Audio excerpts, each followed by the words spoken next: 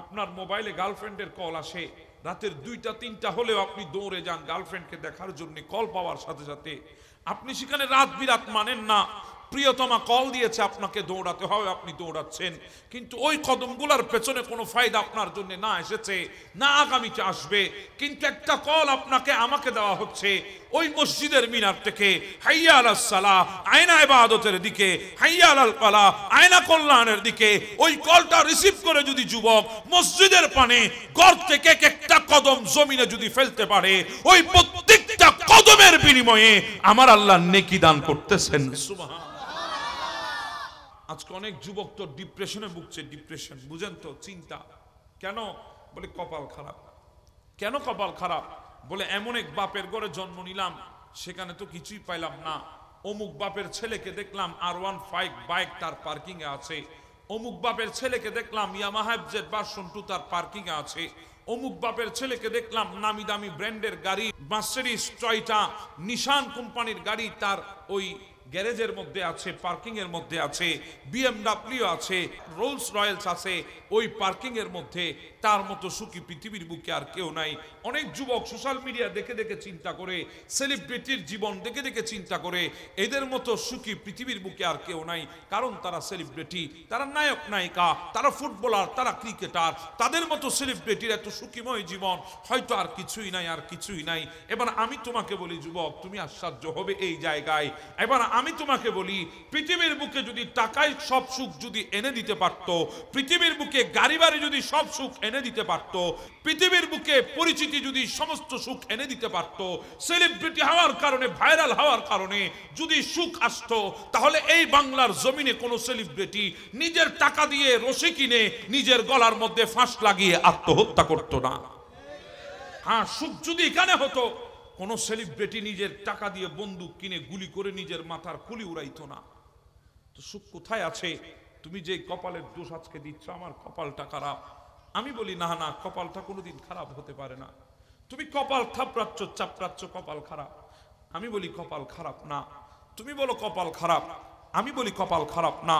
যদি বলেন হুজুর কেন বলছেন কপাল খারাপ না, আমি তো দেখছি কপাল খারাপ। যেটা ধরি স্বর্ণ থাকলে লোহা হয়ে যায়, যেদিকে যায় সেদিকে লস আর লস দিয়ে যায়। আমার কপাল খারাপ না হলে কি এমনটা হয়? আমি বলি না না, কপালটা খারাপ না। ওই কপালটাকে রাখার জায়গা তুমি রাখতে পারছো না। কপালটা যেখানে রাখা উচিত সেখানে তুমি রাখছো না। যেই কপাল দৈনিক 5 ওয়াক্তে আল্লাহর দরবারে সিজদার মধ্যে রেখে দিবা, ওই কপাল জিন্দেগিতে কোনোদিন খারাপ হতে পারে না। এজন্য তুমি আজ পর্যন্ত দেখবে না কোনো দিনদার ইমানদার, টাকা না থাকতে পারে, পয়সা না থাকতে পারে, জীর্ণ শীর্ণ ব্যক্তি, কোন ইমানদার আবেদ বান্দা জীবনে কোনোদিন আত্মহত্যা করে না। কথা বলেন ঠিক না বেঠিক? জীবনে কোনোদিন গুলি করে মাথার খুলি উড়াই নাই। কেন? তাদের ভরসা, তাদের সুখ টাকা পয়সার উপরে ডিপেন্ড করে না। তাদের সুখ শান্তি ডিপেন্ড করে ওই মালিকের উপরে। মালিক যিনি বানিয়েছেন দয়া করে আমাদেরকে, যিনি বানিয়েছেন আমাদেরকে দয়া করে মহাব্বত করে, সেই মালিকের উপর ডিপেন্ড করে প্রত্যেকটা ওয়াক্তে।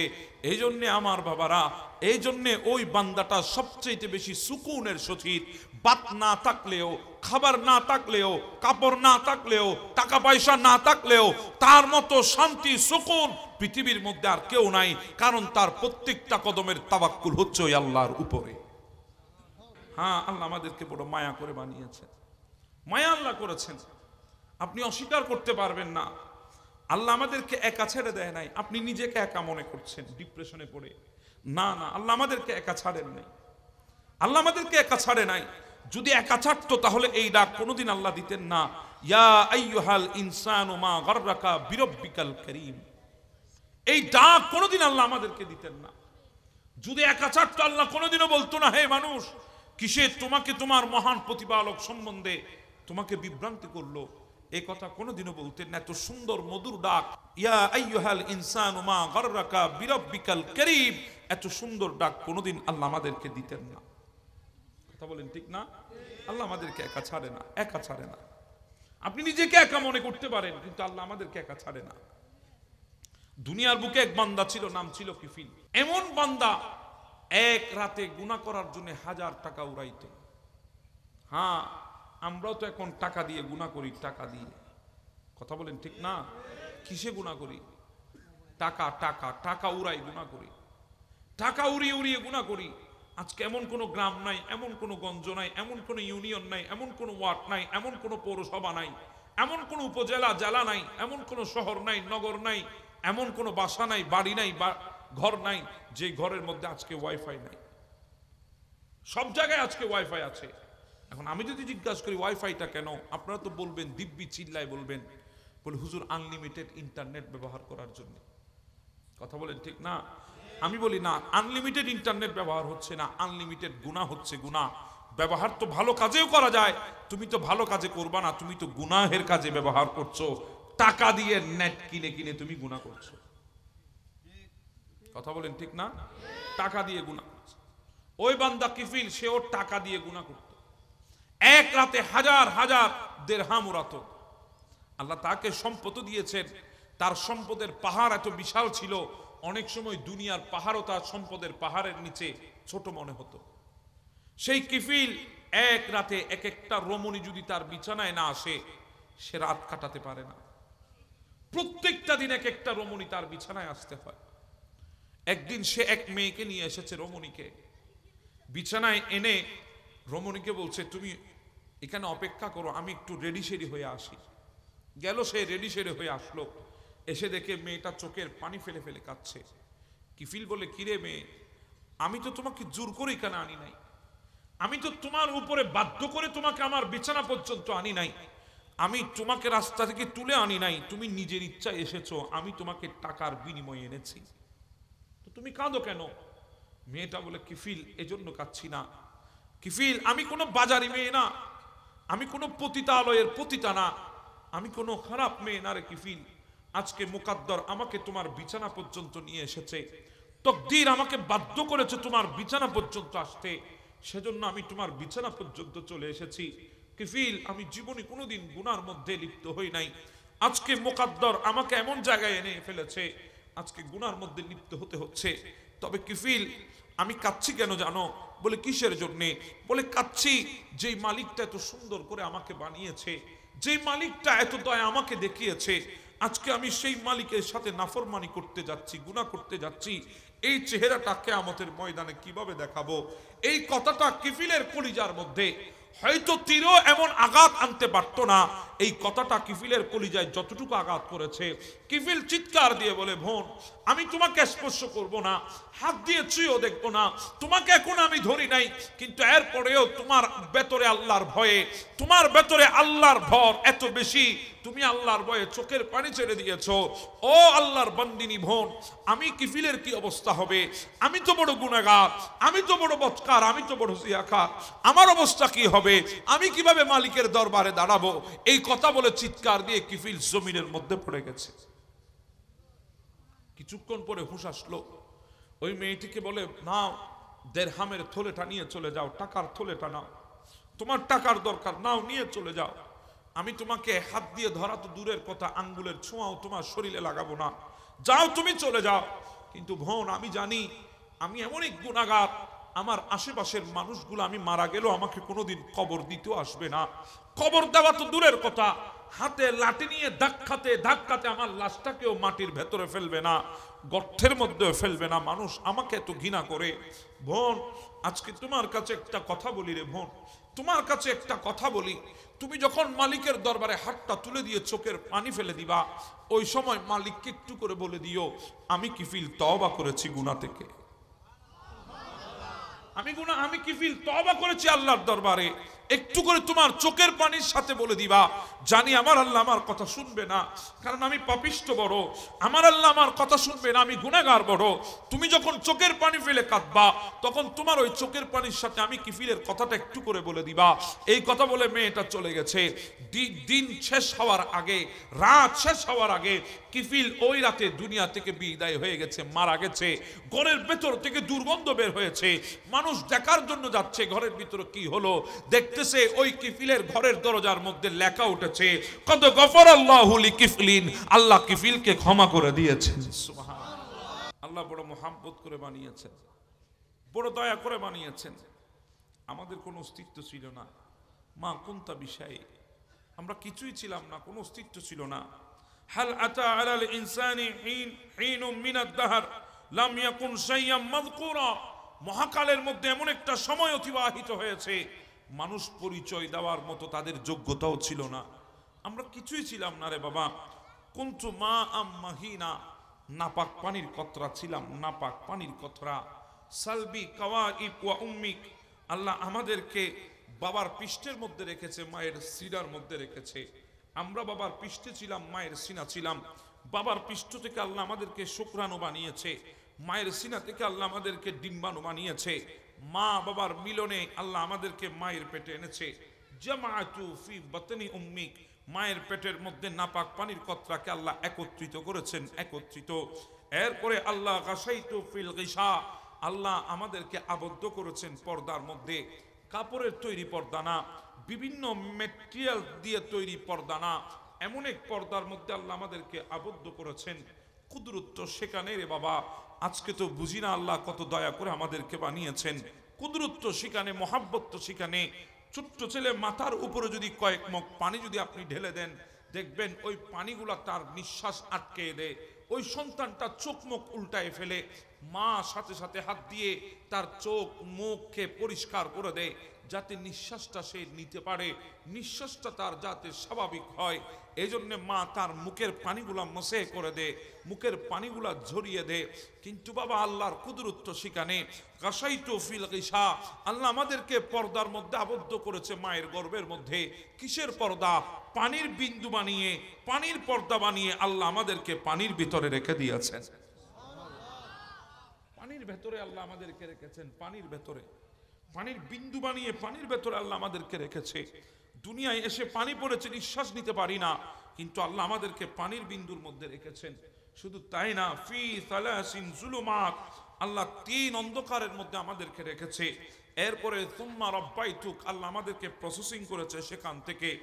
এরপরে আল্লাহ মা মাহিনা সুম্মা দামা, প্রথমে ওই নাপাক পানি থেকে রক্তপিণ্ড আল্লাহ বানিয়েছেন। সুম্মা মুদগা, আল্লাহ আমাদের দিল বানিয়েছেন, দিল, হার্ট যাকে বলি, ধড়কন, যেটা বন্ধ হয়ে গেলে ডাক্তার একটা কথা বলে শেষ করে দেয়, আই এম সরি, আমি আর পারবো না। সেই দিল আল্লাহ আমাদেরকে দিয়েছেন, বানিয়েছেন, হৃৎপিণ্ড বানিয়েছেন।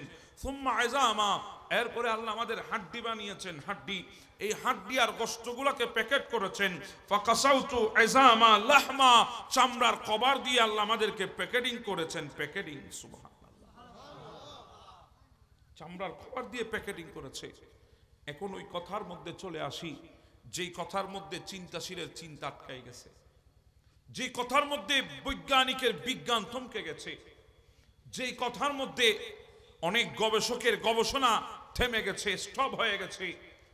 রাস্তা তো ছিল ছোট রাস্তা, কথা বলেন ঠিক না? রাস্তা কি ছিল? ছোট রাস্তা। ছোট রাস্তা যদি নিরাপদ না হয়, আপনার জন্য দুর্ঘটনা আসে না নাই? এজন্য তো আমরা বলি, দোয়া করি, আল্লাহ তোমার জন্য রাস্তাকে সহজ করে দিক। কথা বলেন ঠিক না?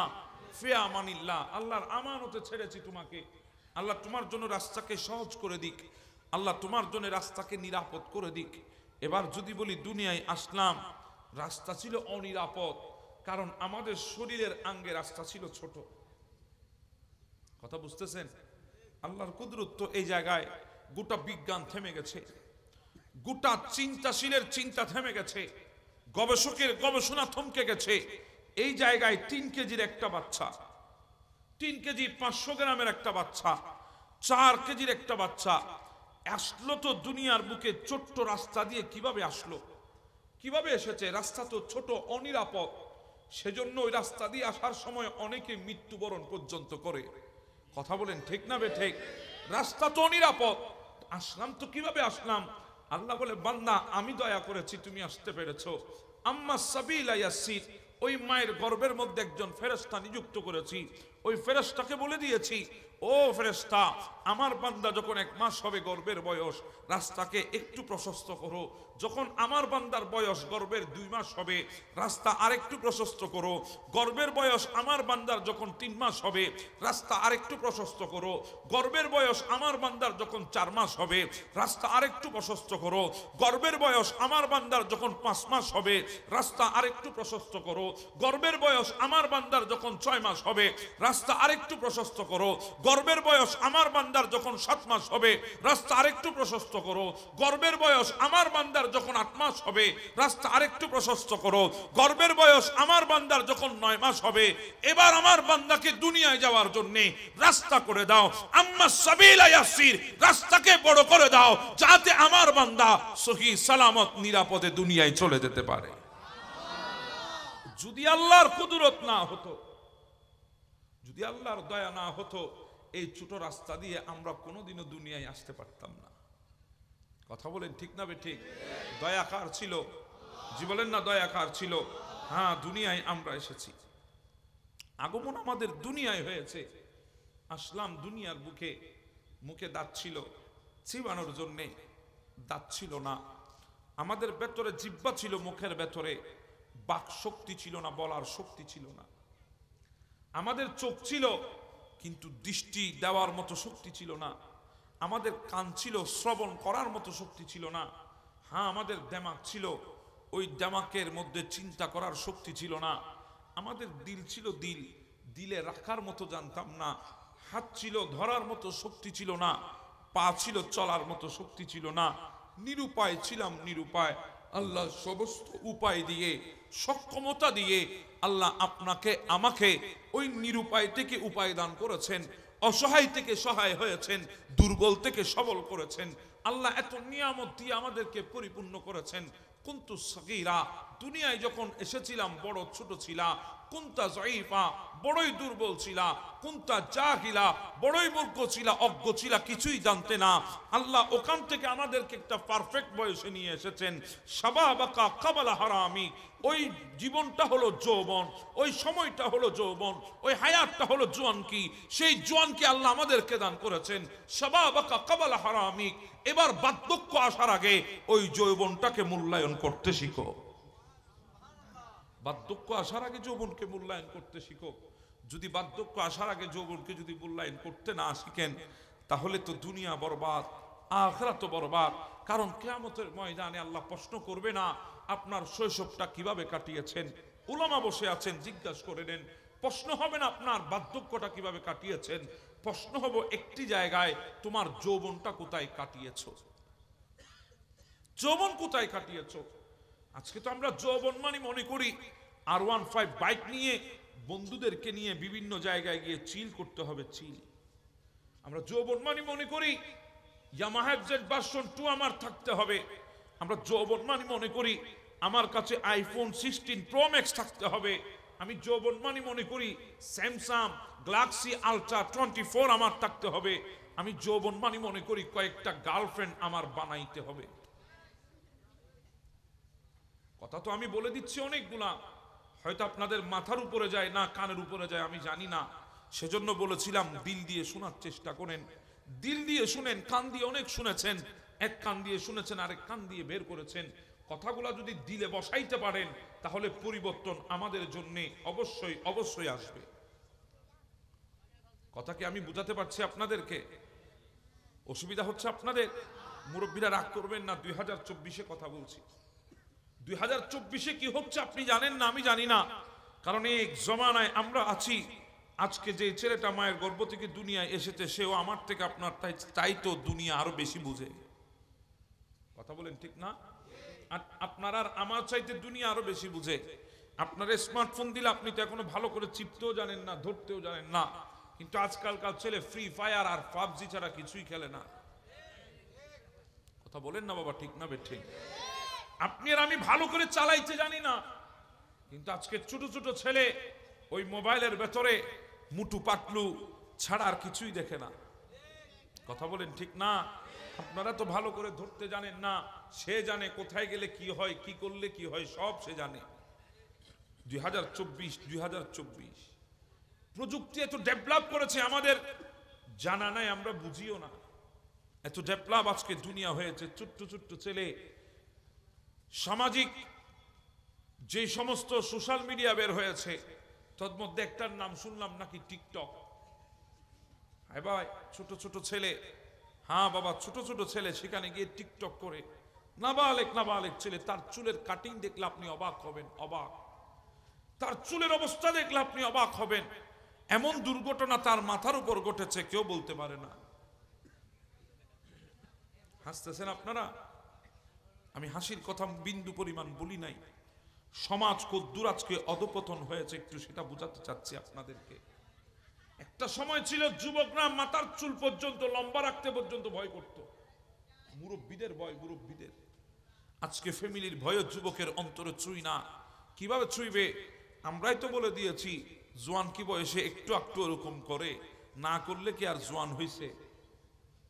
কথা বলেন ঠিক না বে ঠিক?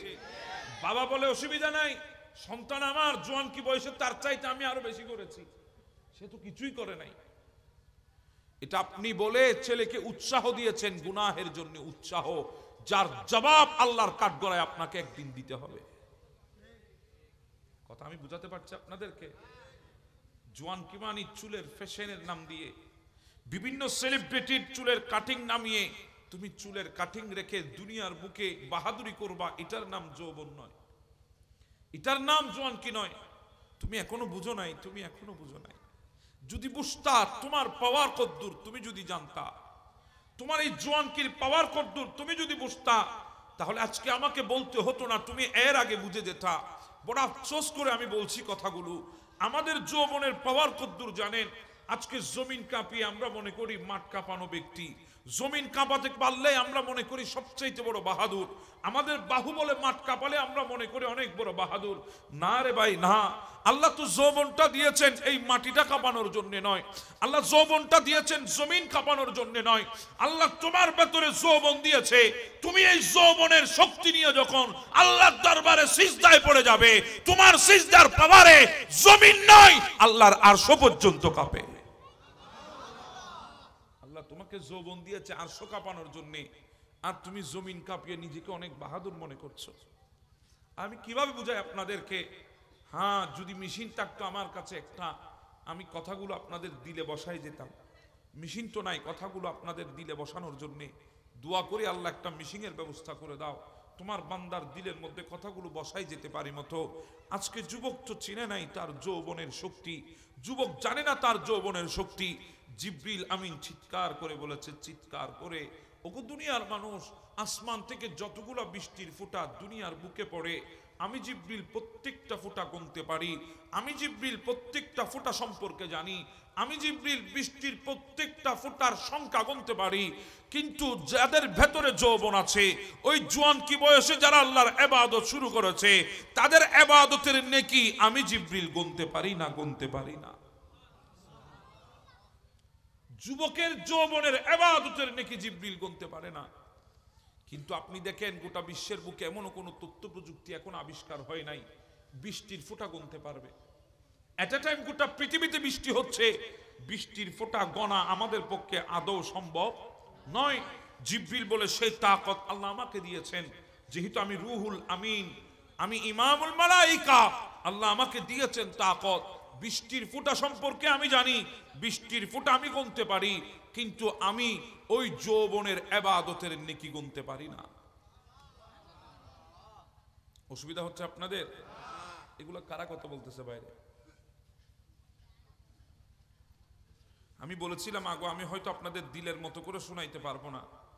আপনারা তো চান, আমার ভাই মিনহাজ কিছুক্ষণ আগে আপনাদেরকে টান টুন দিয়ে খুব সুন্দর করে শোনাইয়েছেন।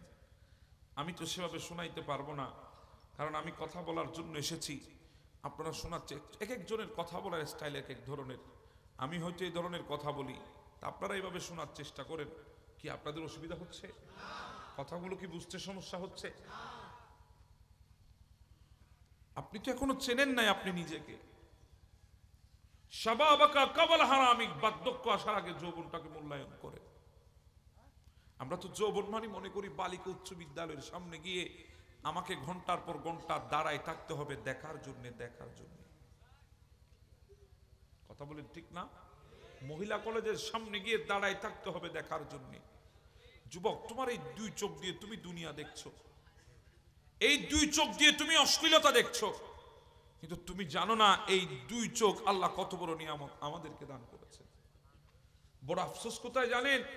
এই দুই চোখ দিয়ে এমন কোন অশ্লীলতা নাই আমরা দেখি নাই। আবার আমরা আল্লাহর দরবারে দোয়া করি, আল্লাহ তোমার মাহবুব নবীর চেহারায় আনোয়ার দেখাই দিও। কথা বলেন ঠিক না?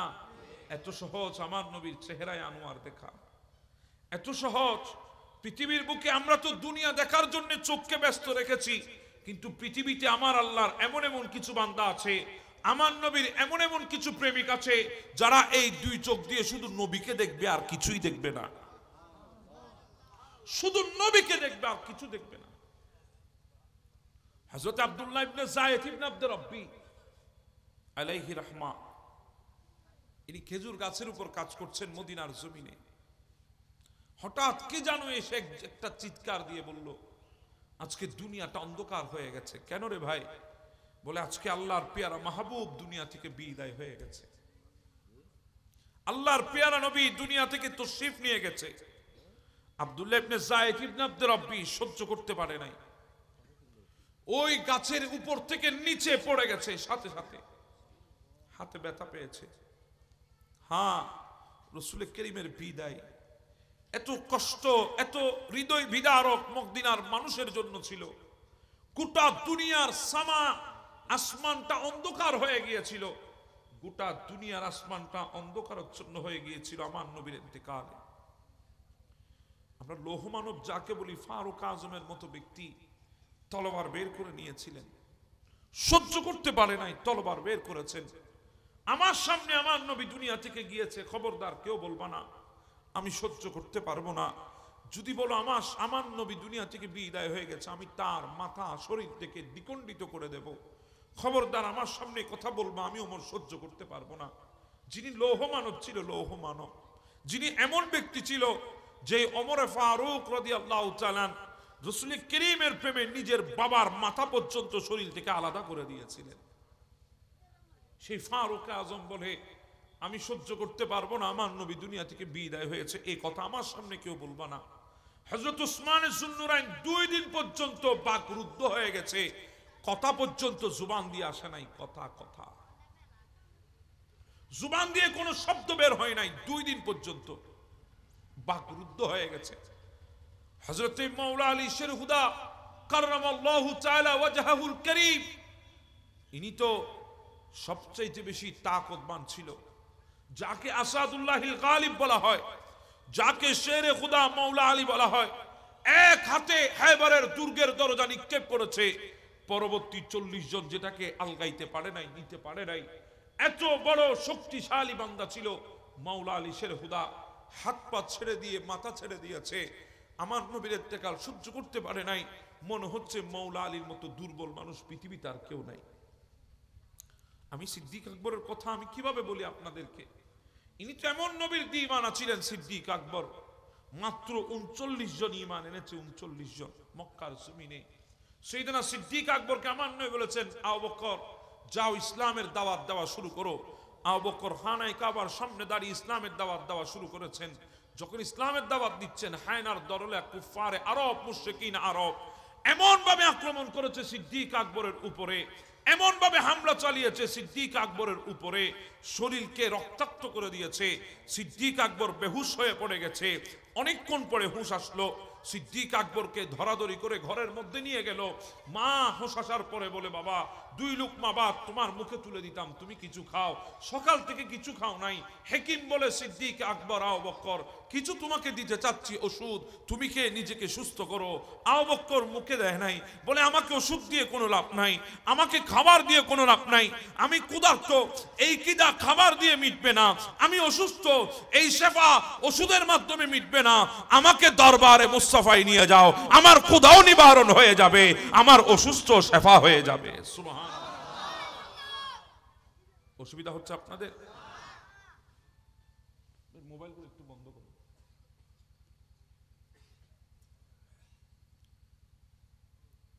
কেমন প্রেমিক ছিল সিদ্দিক। আমি কিভাবে বুঝাই আপনাদেরকে। নবী বলেছেন, আবু বকর আমি মদিনায় যাব, যে কোনো মুহূর্তে যাইতে পারি, যে কোনো মুহূর্তে। আমার নবী হিজরতের রাতে যখন ঘরের সামনে গিয়ে ডাক দিয়েছেন, আস্তে করে ডাক দিয়েছে, কারণ বাহিরে তো কুফারে আরব নঙ্গা তলোয়ারি নিয়ে খুঁজতেছে আমার নবীকে, তো ডাক জুড়ে দেয় কিভাবে, আস্তে করে দিয়েছে, আস্তে করে। সিদ্দিক আকবর সাথে সাথে দরজা খুলে দিয়েছেন। আমার নবী বলে, আবু বকর রে, রাত তো গভীর হয়েছে, আমি আস্তে করে ডাক দিয়েছি, সেটাও তুমি এক ডাকে শুনে ফেলেছো কিভাবে? বলি ইয়া রাসূলুল্লাহ, আজ থেকে 6 মাস আগে আপনি বলেছিলেন আমাকে আপনি হিজরত করবেন, রাতে হিজরত করবেন। রাতে করবেন না দিনে করবেন কিছুই বলেন নাই, কখন করবেন সেটাও বলেন নাই, কোন তারিখে করবেন সেটাও বলেন নাই। 6 মাস আগে এতটুকু বলেছেন, আবু বকর আমি হিজরত করব, তুমি আমার হিজরতের সঙ্গী হবে। দরজার সাথে লাগিয়ে বসে থাকি, কখন মাহবুব নবী ডাক দেবে, আর এক ডাকে আমি লব্বাইক ইয়া রাসূলুল্লাহ বলবো। আমি সে আবু বকরের কথা বলছি। ইনার অবস্থা কেমন হয়েছে আমি জানি না। আমার নবীর ইন্তেকালে আব্দুল্লাহ ইবনে যায়েদ ইবনে আব্দুর রব্বি কাছ থেকে পড়ে গেছে, হাতে ব্যথা পেয়েছে। আয় হায় যুবক, আজকে চোখ দিয়ে কত অশ্লীল জিনিস তুমি দেখো। উনি সিজদায় পড়ে গেছেন, আব্দুল্লাহ ইবনে যায়েদ ইবনে আব্দুর রব্বি, মালিক এই দুই চোখ দিয়ে তোমার নবীর চেহারা দেখেছি, মালিক এই দুই চোখ দিয়ে তোমার নবীর চেহারায় আনোয়ার দেখেছি। এমন চেহারা না তুমি আগে বানিয়েছো না পরে বানাবা, এমন চেহারা না তুমি কাউকে দিয়েছো না কাউকে দিবা, এমন চেহারায় আনোয়ার না দুনিয়ার জমিনে এসেছে না আগে আসবে আর আসবে না। এমন চেহারায় আনোয়ার, চার মিসাল নাই, মিসাল নাই। এজন্য তো আশিক বলেন, এসি কুদরত নে তেরি সু রত সওয়ার ইয়া রাসূল, দোনো আলম কো হুই হে শক্লে প্যার ইয়া রাসূল। এমন চেহারা দুনিয়ার বুকে আর নাই। আমি আমার এই চোখ দিয়ে আমার নবীর চেহারায় আনোয়ার দেখেছি। আল্লাহ, আজকে আল্লাহ তোমার নবী দুনিয়া থেকে বিদায় হয়ে গেছে, এই চোখ দিয়ে আর মাহবুব নবীর চেহারায় আনোয়ার দেখবো না, এই চোখ দিয়ে আর রসুলের করিমের চেহারা দেখতে পাবো না। আল্লাহ তোমার দরবারে ফরিয়াদ করছি, যে চোখ দিয়ে তোমার নবীর চেহারা আর দেখবো না, এই চোখ দিয়ে আমি আর দুনিয়া দেখতে চাই না, দুনিয়া দেখতে চাই না। ফরিয়াদ করেছে সিজদায়, আল্লাহ কবুল করে নিয়েছে। আব্দুল্লাহ ইবনে যায়েদ ইবনে আব্দুর রব্বির চোখের দৃষ্টি আল্লাহ সাথে সাথে উঠাই নিয়েছেন।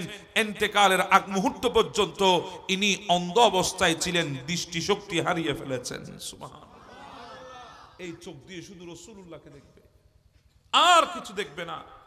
আজকে তো এই দুই চোখ দিয়ে আমরা বালিকা উচ্চ বিদ্যালয়ের সামনে দাঁড়িয়ে দাঁড়িয়ে দেখার চেষ্টা করি। কথা বলেন না ভাই, ঠিক না বে ঠিক? আমরা দেখতে চাই অশ্লীলতা কাকে বলে, আমরা দেখতে চাই।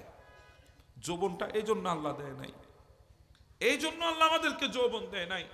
যৌবনটা বড় দামি, বড় দামি। হ্যাঁ, আল্লাহ আমাদের শরীরে তাকত দিয়েছেন, আপনি তো জানেন না এই তাকত কদ্দুর।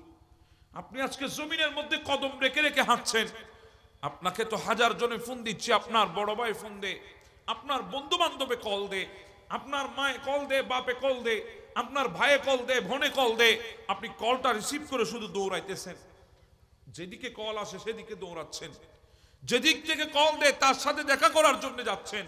আপনার মোবাইলে গার্লফ্রেন্ডের কল আসে, রাতের 2টা 3টা হলেও আপনি দৌড়ে যান গার্লফ্রেন্ডকে দেখার জন্য। কল পাওয়ার সাথে সাথে আপনি সেখানে রাত বিরাত মানেন না, ওয়াক্ত মানেন না, দিন না রাত সেটা আপনি দেখেন না, গভীর না প্রথম রাত সেটাও দেখেন না, শেষ রাত না মাঝখানের রাত সেটাও বুঝেন না। প্রিয়তমা কল দিয়েছে, আপনাকে দৌড়াতে হবে, আপনি দৌড়াচ্ছেন। কিন্তু ওই কদমগুলোর পেছনে কোনো ফায়দা আপনার জন্য না এসেছে, না আগামীতে আসবে। কিন্তু একটা কল আপনাকে আমাকে দেওয়া হচ্ছে, দৈনিক 5 বার একটা কল আপনার কাছে আসতেছে, দৈনিক 5 বার আপনাকে একটা কল দেওয়া হচ্ছে ওই মসজিদের মিনার থেকে, হাইয়া আলাস সালাহ, আয়না ইবাদতের দিকে, হাইয়া আলাল ফালাহ, আয়না কল্যাণের দিকে। ওই কলটা রিসিভ করে যদি যুবক মসজিদের পানে ঘর থেকে একটা কদম জমিনে যদি ফেলতে পারে, ওই প্রত্যেকটা কদমের বিনিময়ে আমার আল্লাহ নেকি দান করতেছেন। সুবহানাল্লাহ। আমরা তো সেদিকে আজকে পা দিতে পারি না। কথা বলেন ঠিক না? সেদিকে আমাদের আজকে কদম যায় না, ওই দুনিয়ার পেছনে আমাদের কদম। কথা বলেন ঠিক না? বলছিলাম সাবা বা কাকাবালা হারামি, ওই বার্ধক্য আসার আগে যৌবনটাকে মূল্যায়ন করে। হ্যাঁ, আজকে অনেক যুবক তো ডিপ্রেশনে ভুগছে। ডিপ্রেশন বুঝেন তো? চিন্তা। কেন? বলে কপাল খারাপ। কেন কপাল খারাপ? বলে এমন এক বাপের ঘরে জন্ম নিলাম, সেখানে তো কিছুই পাইলাম না। অমুক বাপের ছেলেকে দেখলাম R15 বাইক তার পার্কিং এ আছে, অমুক বাপের ছেলেকে দেখলাম ইয়ামাহা FZ ভার্সন 2 তার পার্কিং এ আছে, অমুক বাপের ছেলেকে দেখলাম নামি দামি ব্র্যান্ডের গাড়ি, মার্সিডিজ টয়টা নিশান কোম্পানির গাড়ি তার ওই গ্যারেজের মধ্যে আছে, পার্কিং এর মধ্যে আছে, বিএমডব্লিউ আছে, রোলস রয়েলস আছে ওই পার্কিং এর মধ্যে, তার মতো সুখী পৃথিবীর বুকে আর কেউ নাই। অনেক যুবক সোশ্যাল মিডিয়া দেখে দেখে চিন্তা করে, সেলিব্রিটির জীবন দেখে দেখে চিন্তা করে, এদের মতো সুখী পৃথিবীর বুকে আর কেউ নাই। কারণ তারা সেলিব্রিটি, তারা নায়ক নায়িকা, তারা ফুটবলার, তারা ক্রিকেটার, তাদের মতো সেলিব্রিটির এত সুখীময় জীবন হয়তো আর কিছুই নাই, আর কিছুই নাই। এবার আমি তোমাকে বলি যুবক, তুমি আশ্চর্য হবে এই জায়গায়। এবার আমি তোমাকে বলি, পৃথিবীর বুকে যদি টাকায় সব সুখ যদি এনে দিতে পারতো, পৃথিবীর বুকে গাড়ি বাড়ি যদি সব সুখ এনে দিতে পারতো, পৃথিবীর বুকে প্রতিপত্তি, পৃথিবীর বুকে পরিচিতি যদি সমস্ত সুখ এনে দিতে পারতো, সেলিব্রিটি হওয়ার কারণে, ভাইরাল হওয়ার কারণে যদি সুখ আসতো, তাহলে এই বাংলার জমিনে কোন সেলিব্রিটি নিজের টাকা দিয়ে রশি কিনে নিজের গলার মধ্যে ফাঁস লাগিয়ে আত্মহত্যা করতো না। কথা বলেন না ভাই, ঠিক না বেঠে? হ্যাঁ, সুখ যদি এখানে হতো, কোন সেলিব্রিটি নিজের টাকা দিয়ে বন্দুক কিনে গুলি করে নিজের মাথার খুলি উড়াইতো না। তো সুখ কোথায় আছে? তুমি যে কপালের দোষ আজকে দিচ্ছ আমার কপালটা খারাপ, আমি বলি না না, কপালটা কোনোদিন খারাপ হতে পারে না। তুমি কপাল থাপড়াচ্ছ, চাপড়াচ্ছ, কপাল খারাপ। আমি বলি কপাল খারাপ না। তুমি বলো কপাল খারাপ, আমি বলি কপাল খারাপ না। যদি বলেন হুজুর কেন বলছেন কপাল খারাপ না, আমি তো দেখছি কপাল খারাপ। যেটা ধরি স্বর্ণ থাকলে লোহা হয়ে যায়, যেদিকে যায় সেদিকে লস আর লস দিয়ে যায়। আমার কপাল খারাপ না হলে কি এমনটা হয়? আমি বলি না না, কপালটা খারাপ না। ওই কপালটাকে রাখার জায়গা তুমি রাখতে পারছো না। কপালটা যেখানে রাখা উচিত সেখানে তুমি রাখছো না। যেই কপাল দৈনিক 5 ওয়াক্তে আল্লাহর দরবারে সিজদার মধ্যে রেখে দিবা, ওই কপাল জিন্দেগিতে কোনোদিন খারাপ হতে পারে না। এজন্য তুমি আজ পর্যন্ত দেখবে না কোনো দিনদার ইমানদার, টাকা না থাকতে পারে, পয়সা না থাকতে পারে, জীর্ণ শীর্ণ ব্যক্তি, কোন ইমানদার আবেদ বান্দা জীবনে কোনোদিন আত্মহত্যা করে না। কথা বলেন ঠিক না বেঠে? জীবনে কোনোদিন গুলি করে মাথার খুলি উড়াই নাই। কেন? তাদের ভরসা, তাদের সুখ টাকা পয়সার উপরে ডিপেন্ড করে না, তাদের সুখ শান্তি ডিপেন্ড করে ওই মালিকের উপরে। মালিক যিনি বানিয়েছেন দয়া করে আমাদেরকে, যিনি বানিয়েছেন আমাদেরকে দয়া করে মহাব্বত করে, সেই মালিকের উপর ডিপেন্ড করে প্রত্যেকটা ওয়াক্তে। এই জন্যে আমার বাবারা, এই জন্যে ওই বান্দাটা সবচেয়ে বেশি সুকুনের সহিত, বাত না থাকলেও, খাবার না থাকলেও, কাপড় না থাকলেও, টাকা পয়সা না থাকলেও, তার মতো শান্তি সুকুন পৃথিবীর মধ্যে আর কেউ নাই। কারণ তার প্রত্যেকটা কদমের তাওয়াক্কুল হচ্ছে ওই আল্লাহর উপরে। কথা বলেন ঠিক না বে ঠিক? আমি কি আপনাদেরকে বুঝাতে পারছি? কথা বলেন, বুঝাতে পারছি আপনাদেরকে? হ্যাঁ, আল্লাহ আমাদেরকে বড় মায়া করে বানিয়েছেন, মায়া আল্লাহ করেছেন, আপনি অস্বীকার করতে পারবেন না। আল্লাহ আমাদেরকে একা ছেড়ে দেয় নাই। আপনি নিজেকে একা মনে করছেন ডিপ্রেশনে পড়ে। না না, আল্লাহ আমাদেরকে একা ছাড়েন নাই, আল্লাহ আমাদেরকে একা ছাড়ে নাই। যদি একা ছাড়তো তাহলে এই ডাক কোনোদিন আল্লাহ দিতেন না, ইয়া আইয়ুহাল ইনসানু মা গাররাকা বিরব্বিকাল কারীম। এই ডাক কোনোদিন আল্লাহ আমাদেরকে দিতেন না। যদি একা ছাড়তো আল্লাহ কোনোদিনও বলতো না, হে মানুষ, কিসে তোমাকে তোমার মহান প্রতিপালক সম্বন্ধে তোমাকে বিভ্রান্তি করলো, এই কথা কোনোদিনও বলতেন না। এত সুন্দর মধুর ডাক, ইয়া আইয়ুহাল ইনসানু মা, ইয়া আইয়ুহাল ইনসানু মা গাররাকা বিরব্বিকাল কারীম, এত সুন্দর ডাক কোনোদিন আল্লাহ আমাদেরকে দিতেন না। কথা বলেন ঠিক না? আল্লাহ আমাদেরকে একা ছাড়ে না, একা ছাড়ে না। আপনি নিজেকে একা মনে করতে পারেন, কিন্তু আল্লাহ আমাদেরকে একা ছাড়ে না। দুনিয়ার বুকে এক বান্দা ছিল, নাম ছিল কিফিল। তোমাদের আওয়াজটা বন্ধ হয় না?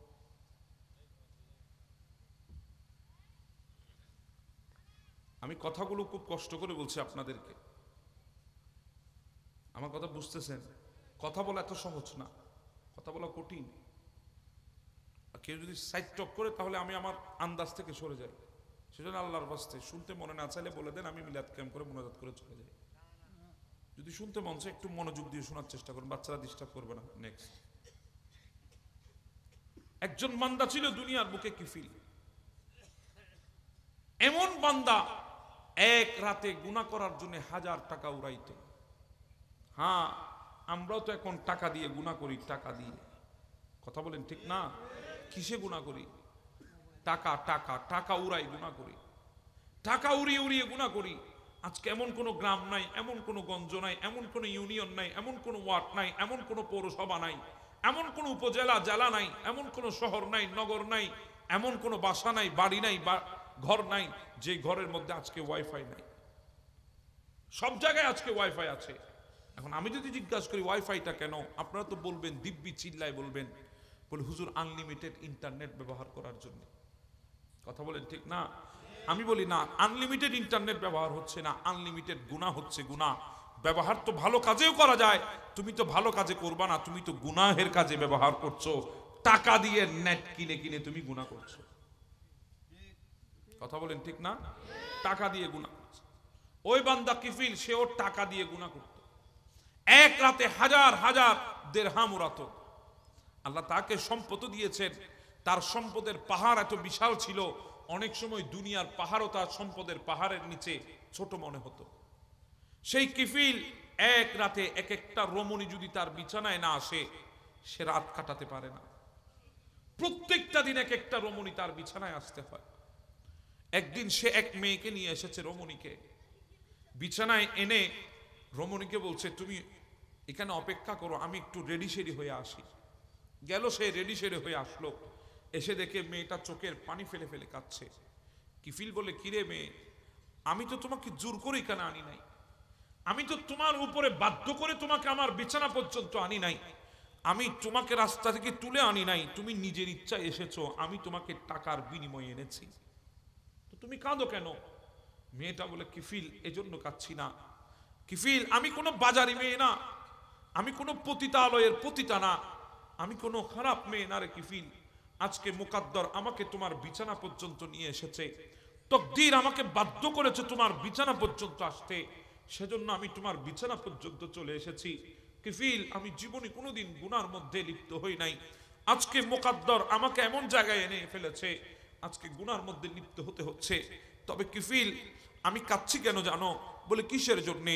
বলে, কাঁদছি যেই মালিকটা এত সুন্দর করে আমাকে বানিয়েছে, যেই মালিকটা এত দয়া আমাকে দেখিয়েছে, আজকে আমি সেই মালিকের সাথে নাফরমানি করতে যাচ্ছি, গুনাহ করতে যাচ্ছি, এই চেহারাটা কিয়ামতের ময়দানে কিভাবে দেখাবো? এই কথাটা কিফিলের কলিজার মধ্যে হয়তো তীরও এমন আঘাত আনতে পারতো না, এই কথাটা কিফিলের কলিজায় যতটুকু আঘাত করেছে, কিফিল চিৎকার দিয়ে বলে, বোন আমি তোমাকে স্পর্শ করব না, হাত দিয়ে ছুঁয়েও দেখবো না, তোমাকে এখন আমি ধরি নাই, কিন্তু এরপরেও তোমার ভেতরে আল্লাহর ভয়ে, তোমার ভেতরে আল্লাহর ভয় এত বেশি, তুমি আল্লাহর ভয়ে চোখের পানি ছেড়ে দিয়েছো। ও আল্লাহর বান্দিনী বোন, আমি কিফিলের কি অবস্থা হবে? আমি তো বড় গুনাহগার, আমি তো বড় বদকার, আমি তো বড় জিয়াকার, আমার অবস্থা কি হবে? আমি কিভাবে মালিকের দরবারে দাঁড়াবো? এই কথা বলে চিৎকার দিয়ে কিফিল জমিনের মধ্যে পড়ে গেছে। কিছুক্ষণ পরে হুঁশ আসলো, ওই মেয়েটিকে বলে, নাও দিরহামের থলেটা নিয়ে চলে যাও, টাকার থলেটা নাও, তোমার টাকার দরকার, নাও নিয়ে চলে যাও, আমি তোমাকে হাত দিয়ে ধরা তো দূরের কথা, আঙ্গুলের ছোঁয়াও তোমার শরীরে লাগাবো না, যাও তুমি চলে যাও। কিন্তু বোন আমি জানি আমি এমন এক গুনাহগার, আমার আশেপাশের মানুষগুলো আমি মারা গেলেও আমাকে কোনোদিন কবর দিতেও আসবে না, কবর দেওয়া তো দূরের কথা, হাতে লাঠি নিয়ে ধাক্কাতে ধাক্কাতে আমার লাশটাকেও মাটির ভেতরে ফেলবে না, গর্তের মধ্যে ফেলবে না, মানুষ আমাকে এত ঘৃণা করে। বোন আজকে তোমার কাছে একটা কথা বলি রে বোন, তোমার কাছে একটা কথা বলি, তুমি যখন মালিকের দরবারে হাতটা তুলে দিয়ে চোখের পানি ফেলে দিবা, ওই সময় মালিককে একটু করে বলে দিও, আমি কিফিল তওবা করেছি গুনাহ থেকে, আমি কিফিল তওবা করেছি আল্লাহর দরবারে। একটু করে তোমার চোখের পানির সাথে বলে দিবা, জানি আমার আল্লাহ আমার কথা শুনবে না, কারণ আমি পাপিষ্ট বড়, আমার আল্লাহ আমার কথা শুনবে না, আমি গুনাহগার বড়। তুমি যখন চোখের পানি ফেলে কাঁদবা, তখন তোমার ওই চোখের পানির সাথে আমি কিফিলের কথাটা একটু করে বলে দিবা। এই কথা বলে মেয়েটা চলে গেছে। দিন শেষ হওয়ার আগে, রাত শেষ হওয়ার আগে কিফিল ওই রাতে দুনিয়া থেকে বিদায় হয়ে গেছে, মারা গেছে। ঘরের ভেতর থেকে দুর্গন্ধ বের হয়েছে, মানুষ দেখার জন্য যাচ্ছে ঘরের ভিতরে কি হলো, দেখতেছে ওই কিফিলের ঘরের দরজার মধ্যে লেখা উঠেছে, কদ গফরাল্লাহু লিকিফলিন, আল্লাহ কিফিলকে ক্ষমা করে দিয়েছেন। সুবহানাল্লাহ, আল্লাহ কিফিলকে কি করে দিয়েছেন? ক্ষমা করে দিয়েছেন। এজন্য বলছি আল্লাহ বান্দাকে একা ছাড়ে না। ইয়া আইয়ুহাল ইনসানু মা গাররাকা বিরাব্বিকাল কারীম, যদি একা ছাত্র এত সুন্দর ডাক আল্লাহ মানুষকে কোনোদিন দিতেন না। আল্লাহ চায় বান্দা আসুক, গুনাহ করেছে অসুবিধা নাই, বান্দা তো আমার কাছে চাইবে, আমি মাফ করে দেব। হ্যাঁ, মাফ মালিকে করবে, হ্যাঁ মাফ আল্লাহ করবে। মনে রাখবেন আমরা আখিরি নবীর উম্মত, আখিরি নবীর উম্মত। হাত যখন তুলে দেব মালিকের দরবারে আল্লাহ অপরাধ করেছি, হাত যখন তুলে দেব মালিকের দরবারে আল্লাহ ভুল করেছি, হাত যখন তুলে দেব মালিকের দরবারে আল্লাহ নিজের নফসের উপর জুলুম করেছি, মনে করবেন না আনোয়া এই চন্দনেশের জমিন থেকে গভীর রজনীতে মুসল্লার উপরে আপনি এক হাত তুলেছেন আল্লাহর দরবারে ক্ষমা চাচ্ছেন, এটা মনে করবেন না। আল্লাহর দরবারে আপনি তওবা করছেন, এটা মনে করবেন না। আপনি এই চন্দনেশের জমিন থেকে রাতের গভীরে হাত তুলেছেন তওবা করার জন্য আল্লাহর দরবারে, আর ওইদিকে মদিনায়ে তৈবা থেকে আরেকটা হাত আপনার হাতের পেছনে উঠে গেছে, আরেকটা হাত আপনার পেছনে উঠেছে, আরেকটা হাত আপনার পেছনে উঠেছে। আপনি বলছেন মালিক ক্ষমা করে দাও, গুনাহ করেছি। আর মদিনাওয়ালা রাসূল বলছি আল্লাহ আমার উম্মত গুনাহ করেছে, স্বীকার করছে, আল্লাহ ক্ষমা করে দাও। আল্লাহ বলে যখন তুমি তওবা করেছো, আমার নবী তোমার পক্ষ হয়ে যখন সুপারিশ করে দিয়েছে, লাওয়াজাদুল্লাহ তাওয়াবার রহিমা, গুনাহ যদি আসমান পরিমাণ হয় আমি আল্লাহ তওবা কবুলকারী হয়ে যাব। সুবহান।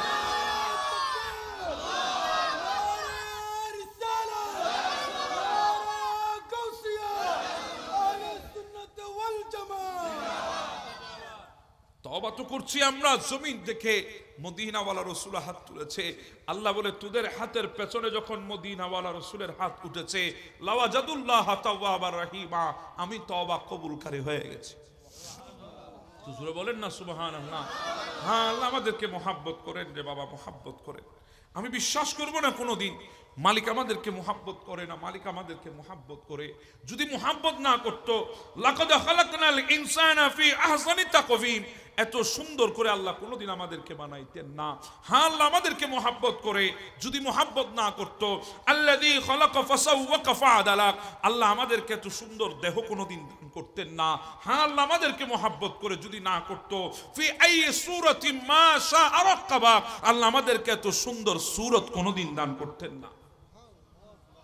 আজকে তো যুবক চেহারাটা দেখে দেখে আয়নার মধ্যে হাসে, আয় হায় এই চেহারার ক্রাশ হাজার মেয়ে, এত সুদর্শন আমি, এত স্মার্ট আমি, আমার এই চেহারা দেখে অনেকে পাগল হয়ে যায়, অনেক মেয়ে দিওয়ানা হয়ে যায়। যুবক তোমাকে এত সুন্দর চেহারা দিল কে? আর এই সুন্দর চেহারা নিয়ে গর্ব করছো কাকে? ফি আইয়ি সূরাতিন মা শাআ রাক্কাবাক, এত সুন্দর সূরত তো আল্লাহ আমাদেরকে দান করেছেন। যদি শুকর আদায় করার প্রয়োজন ছিল তো মালিকের আদায় করার দরকার ছিল। কথা বলেন ঠিক না বে ঠিক? তুমি কিসের কথা বলছো? আল্লাহ তো আমাদেরকে মহব্বত করে। হ্যাঁ, মহব্বত করে বলে আল্লাহ আমাদেরকে 60-70 বছর হায়াত দিয়েছেন। 60-70 বছর আগে বলেছি, আমি আপনাদেরকে বুঝাইতে পারবো না হয়তো। মহব্বত করে বলে 60-70 বছর হায়াত দিয়েছেন। যদি মহব্বত না করতো আমাদেরকে 900,000 বছর হায়াত দিতেন। কথা বুঝতেছেন? মহব্বত করে বলে 60-70 বছর দিয়েছে। যদি মহব্বত না করতো 900,000 বছর হায়াত দিত। এমনও বান্দা তো পৃথিবীর বুকে ছিল। কথা বলেন ঠিক না বেঠে? কিন্তু মহব্বত করে বলে আমাদেরকে 60-70 বছর দিয়েছে। এখন আপনারা বলবেন 60-70 বছরের সাথে 900,000 বছরের সেখানে সম্পর্ক কিসের মহব্বতের? আমি বলবো অবশ্যই আছে। যে যাকে ভালোবাসে তাকে বেশি খাটাইতে চায় না। কথা বলেন না বাবা, ঠিক না বেঠে? যে যাকে বেশি ভালোবাসে তাকে বেশি খাটাইতে চায় না। হ্যাঁ, তাকে বেশি খাটাইতে চায় না। একজন বাবা দেখবেন বৃদ্ধ হয়ে গেছে, ভালো করে হাঁটতে পারে না, সন্তান টকবকে যুবক, মা যখন বাজারে থলেটা এনে সন্তানের হাতে দিতে চায়, বাবা টান দিয়ে নিয়ে ফেলে, না সন্তানকে দিবা না, আমি এখনো বেঁচে আছি, আমি তো মরে যাই নাই, কষ্ট করা লাগলে আমি করব, সন্তানকে বেশি মহাব্বত করি, তাকে বেশি কষ্ট দেব না, বেশি খাটাবো না। কথা বলেন না ঠিক না বেটে? এখনো আছে না নাই আমাদের সমাজে? অবশ্যই আছে। আমার সন্তানকে দিও না, সে একটা দিন ফুরসত পেয়েছে, ঘরে এসেছে, তাকে আর খাটাইতে পারবো না, আমি যাব, আমি খাটবো, আমি বাবা এখনো বেঁচে আছি। হ্যাঁ, মা দেখবেন ঘর যদিও বা ভাঙাচোরা হয়, ঘর আমার কাছে আপনার কাছে ভাঙাচোরা রাখলেও ওই মায়ের ঘরটা মায়ের জন্য রাজপ্রাসাদ, ওই ঘরের কন্যা মায়ের জন্য রাজকন্যা, রাজকন্যা। মা দেখবেন মেয়েকে কোনোদিন নিজে থাকতে কোনোদিন রান্নাঘরে যাইতে দেয় না। কথা বলেন ঠিক না? অনেকে তো টানা দেয়, কিছু শিখা, শ্বশুর বাড়ি গেলে কথা শুনবি, মা বলে শুনলে শুনবো, আমার মেয়ে যতদিন আমার ঘরে আছে আমার মেয়েকে কষ্ট দেব না, খাটাবো না, কারণ মেয়েকে আমি মা বেশি ভালোবাসি। শ্বশুর বাড়িতে যখন যাবে তখন দেখা যাবে। কথা বলেন ঠিক না? তো আল্লাহ আমাদেরকে মহাব্বত করে, এজন্য আল্লাহ আমাদেরকে 60-70 বছর 80 বছর হায়াত দিয়েছেন। বেশি মহাব্বত করে আল্লাহ আমাদেরকে খাটাইতে চায় না। হ্যাঁ, খাটাইতে চাই না। আল্লাহ বলে 60-70 বছরও বেশি হয়ে গেছে বান্দা তোদের জন্য। আল্লাহ কি বলেন? 60-70 বছরও বেশি হয়ে গেছে? বলে হ্যাঁ, বেশি হয়ে গেছে। বান্দা তুই চিন্তা করিস না, তুই যতদিন বালেগ হবি না, 14-15 বছর পর্যন্ত যতদিন তোর বয়স হবে না, বালেগ হওয়ার আগ পর্যন্ত তুই যা করবি, রুফিয়াল কলম সাব্বি হাত্তা ইয়াবলুগা, আমি কলমকে তুলে রেখে দেব, গুনাহ লিখতে দেব না, গুনাহ লিখতে দেব না। 14-15 বছর পর্যন্ত আমি আল্লাহ মাফ করে দিয়েছি। আপনারা খুশি না বেজা? সুবহানাল্লাহর আওয়াজ এত ছোট কেন? তো জোরে বলেন না সুবহানাল্লাহ। কিসের জন্য পেয়েছেন? আখিরি নবীর উম্মত হওয়ার কারণে। এই পুরস্কার আখিরি নবীর উম্মত হওয়ার কারণে। আল্লাহ বলে 14-15 বছরের আগ পর্যন্ত যা করবি, রুফিয়াল কলম সাব্বি হাত্তা ইয়াবলুগা, কলমকে তুলে রেখেছি, গুনাহ লিখতে দেব না, তোদেরকে বেশি ভালোবাসি। 60-70 বছরও বেশি হয়েছে, ওখান থেকে 14-15 বছর বালেগ হওয়া পর্যন্ত মাফ করে দিয়েছি। সুবহানাল্লাহ বলেন না সুবহানাল্লাহ। আল্লাহ বলে হ্যাঁ, এরপরও বেশি হয়ে গেছে। আল্লাহ 60-70 বছর থেকে 14-15 বছর চলে যায়, এরপরও বেশি হয়ে গেছে। বলে হ্যাঁ বান্দা, বেশি হয়ে গেছে, বেশি মোহাব্বত করি তোকে, বেশি খাটাবো না, বেশি কষ্ট দেব না। বান্দা তুই যখন ঘুমিয়ে থাকবি, রুফিয়াল কলম আন-নাইমি হাত্তা ইয়াস্তাকিজা, যতক্ষণ পর্যন্ত ঘুমের মধ্যে থাকবি আমি কলমকে তুলে রেখে দেব, তোর গুনাহ লিখতে দেব না, গুনাহ লিখতে দেব না। সুবহানাল্লাহ। এবার বলি 24 ঘন্টার মধ্যে 8-9 ঘন্টা পর্যন্ত ঘুমাই। কথা বলেন ঠিক না? এবার 60 বছর থেকে যদি 15 বছর বাদ দিয়ে দেন, থাকে আর কয় বছর? 45। এই 45কে যদি 3 ভাগে ভাগ করেন, দেখবেন 2.5 ভাগ তো চলে গেছে ঘুমের মধ্যে। কথা বলেন ঠিক না বেঠিক? আল্লাহ বলে এরপরও বেশি হয়ে গেছে, তোদেরকে ভালোবাসি তো, এরপরও বেশি হয়ে গেছে, তোদেরকে ভালোবাসি, আমি নজরদারি করব না তোদের উপরে, আমি তোদের উপরে নজরদারি লাগাবো না, বেশি মোহাব্বত করি তোদেরকে, তোদের উপরে নজরদারি করব না, কিন্তু তোদেরকে একা ছাড়বো না। কারণ মাহবুব নবীকে ওয়াদা দিয়েছিলেন, যেদিন আমার নবী দুনিয়া থেকে চলে যাবেন, জিবরিল চোখের পানি মুছে মুছে আমার নবীর দরবারে এসেছিলেন। আমার নবী বলে, জিবরিল কাঁদো কেন? বলে ইয়া রাসূলুল্লাহ, আর জমিনে আসা হবে না ওহী নিয়ে, আপনি পর্যন্ত শেষ, সেজন্য কাঁদি। আমার নবী বলে, জিবরিল ঠিক আছে ভালো, যাও এবার আল্লাহর কাছে গিয়ে জিজ্ঞাসা করো, আমি তো 63 বছর হায়াতে জিন্দেগিতে উম্মতকে পাহারা দিয়েছি, পাহারাদার, উম্মতের চৌকিদারি করেছি, আমি দুনিয়া থেকে যাওয়ার পরে আমার উম্মতের পাহারাদার কে হবে? আমার আল্লাহ ডাক দিয়ে বলে, নবী আপনি চিন্তা করছেন কেন? ওয়াস্তারুকা ওয়ালা তাখশানি, আমি আপনার উম্মতকে ঢেকে রাখবো, চোখে চোখে রাখবো, আপনার উম্মত আমাকে ভয় করার কিছুই নাই, আমি আপনার উম্মতকে নজরদারি করব না, আপনার উম্মতকে চৌকিদারি করে রাখবো, আপনার উম্মতকে পাহারা দিয়ে রাখবো, আর আপনার উম্মত যখন চাইবে ওয়াফু আন কাসীর, আমি আল্লাহ তখন তাকে মাফ করে দেব। সুবহান, যখন চাইবে মাফ করে দেব, সুযোগ পাইলে আল্লাহ মাফ করে দেবে। কথা আমি বুঝাতে পারছি আপনাদেরকে? যাকে ভালোবাসে তার সব মাফ। কথা বলেন ঠিক না? ভালোবাসার মানুষকে শাস্তি দেওয়া যায় না। কথা বলেন ঠিক না? হ্যাঁ হ্যাঁ, আল্লাহ আমাদেরকে দেবেন না, ভালোবাসেন তো। একদিকে আল্লাহর বান্দা, আরেকদিকে আখির নবীর উম্মত। হ্যাঁ, এমনও তো দুনিয়ার বুকে ছিল, শরীয়ত কোরবানি দেওয়া হতো, পশু রেখে দেওয়া হতো আসমানের নিচে, আসমান থেকে আগুন এসে পশুকে জ্বালাই নিত, যেই পশুটাকে জ্বালাইছে তার কোরবানি আল্লাহর দরবারে কবুল হয়ে গেছে, সবাই বুঝে যেত। আজকে ওই সিস্টেম যদি আজকে থাকতো, একজনও তো মাথা উঁচু করে দাঁড়াইতে পারতেন না। আপনার কথা বুঝেন না মনে হয় বাবা? যদি ওই সিস্টেম যদি আজকে থাকতো, আয় হায় চৌধুরী সাহেব, হাজি সাহেব, কাজী সাহেব এখানে আসেনি কোনো, থাকলে আবার রাগ করিয়েন না, আমি আপনাদেরকে বলছি না, তারা হবু দুজন আর সায় সায় হতে পারলাম, আপনাদেরকে বলছি না, আমি কথা বোঝানোর জন্য বলছি। অনেক হাজি সাহেব, কাজী সাহেব লাখ টাকা দিয়ে গরু কিনে মানুষকে দেখায়, আছে না নাই? পাড়ায় পাড়ায়, মহল্লায় মহল্লায় হাঁটায়। যদি এই সিস্টেম থাকতো, কোনোদিন আর মাথা তুলে কথা বলতে পারতো না। কথা বলেন ঠিক না? আল্লাহ বলে, আমার আখিরি নবীর উম্মত শর্মিন্দা হয়ে যাবি তোরা, তোদেরকে শর্মিন্দা করব না, লজ্জিত করব না। তোরা গুনাহ করবি, তোদের একজনের গুনাহ আরেকজনকে জানতে দেব না। আপনি আর আমার মধ্যে তো অনেক ব্যবধান আছে সম্পর্কের, কিন্তু স্বামী স্ত্রীর মধ্যে তো কোনো ব্যবধান নাই, অন্তরঙ্গ সম্পর্ক। স্বামীর গুনাহ স্ত্রী জানে না, স্ত্রীর গুনাহ স্বামী জানে না। মালিক গুনাহ তো কম করি নাই, গুনাহ তো আছে। একজনও পাবো না এই মজমার মধ্যে বুকে হাত দিয়ে বলতে পারবেন হুজুর আমার কোনো গুনাহ নাই। সবাই তো আছে, এমন বুজুর্গ বান্দা কেউ নাই যার গুনাহ নাই, দেখাইতে পারবেন সবার গুনাহ আছে। কিন্তু স্বামীর গুনাহ স্ত্রী জানে না, স্ত্রীর গুনাহ স্বামী জানে না। মালিক কেন বলে তোদের গুনাহ যদি একজন আরেকজন জানতো মাথা তুলে কথা বলতে পারতি না। আমি আল্লাহ তোদেরকে মহাব্বত করি, সেজন্য তোদেরকে লজ্জিত করি নাই। সত্তারিয়তের পর্দা দিয়ে একজনের গুনাহ আরেকজন থেকে গোপন করে আমি আল্লাহ রেখে দিয়েছি। কারণ আমি আল্লাহ হচ্ছে আল মালিকুল কুদ্দুসুস সালামুল মুমিনুল মুহাইমিন আল আজিজুল জব্বারুল মুতাকাব্বির। আমি গুনাহকে গোপন করে রেখে দিয়েছি। শুধু দুনিয়ার জমিনে করেছি এমনটা নয়, ওই কিয়ামতের ময়দানে যখন আমার নবীর উম্মতের হিসাব নিকাশের কাজ শুরু হবে, সমস্ত নবীর উম্মতের হিসাব নিকাশ যখন শেষ হবে, যখন আল্লাহ আমাদের বালাম খাতা উল্টাবেন, আমলের খাতাগুলো উল্টাতে থাকবে, আমার নবী আসবে আল্লাহর দরবারে, মালিক রে তুমি তো আমাকে এই ময়দানের মধ্যে মাকামে মাহমুদ দান করেছো, তুমি তো বলেছো আনা মালিক ইয়াউমিদ্দিন ওয়া আনতা সাহিবু ইয়াউমিদ্দিন। কিয়ামতের ময়দানের মালিক তুমি, আর কিয়ামতের ময়দানের বাদশাহী আমি নবীকে দিয়েছো। আল্লাহ আজকে যদি আমার উম্মতের গুনার খবর অন্য নবীরা জানে, আমার উম্মতের গুনার খবর অন্য নবীর উম্মতরা যদি জানে, আল্লাহ কেমন কেমন লাগে, কেমন কেমন লাগে। আমার আল্লাহ বলে নবী গো আপনাকে শর্মিন্দা আমি কিভাবে করব, কারণ বলে তো দিয়েছি ওয়ালা সাউফা ইউতিকা রাব্বুকা ফাতারদা। আপনার সন্তুষ্টি ছাড়া আপনাকে অসন্তুষ্টি করতে পারবো না, আপনাকে রাজি ছাড়া আজকে নারাজ করব না। ইয়া রাসূলুল্লাহ আপনার উম্মতের গুনাহ অন্য নবী জানলে আপনি শর্মিন্দা হবেন, আপনার উম্মতের গুনাহ অন্য নবীর উম্মত জানলে আপনি শর্মিন্দা হবেন।